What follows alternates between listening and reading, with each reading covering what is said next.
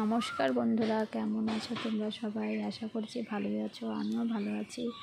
তো আজকে আমি রান্না করব তেলাপিয়া মাছ ঝিঙে আলু দিয়ে, আর ওখানে দেখছো পটল ভাজা। যাই হোক, আমি খুব একটা ভালো রান্না করতে পারি না, তবুও তোমাদের সাথে শেয়ার করার জন্য ভিডিওটি করা। তো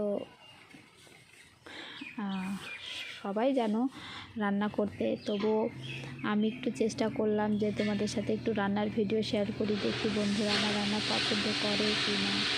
আমার রান্না যদি তোমাদের ভালো লেগে থাকে তবে আমার পেজটাকে ফলো করে দিও এবং লাইক কমেন্ট একটু শেয়ার করে দিও প্লিজ প্লিজ প্লিজ।